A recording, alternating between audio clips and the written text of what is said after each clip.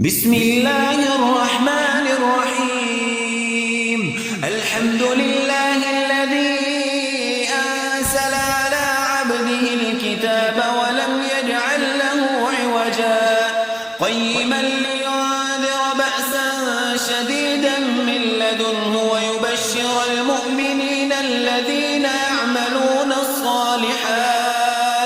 يعملون الصالحات أن لهم أجرا حسنا ماكثين فيه أبدا وينذر الذين قالوا اتخذ الله ولدا ما لهم به من علم ولا لآبائهم كبرت كلمة تخرج من أفواههم إن يقولون إلا كذبا فلعلك باخع نفسك على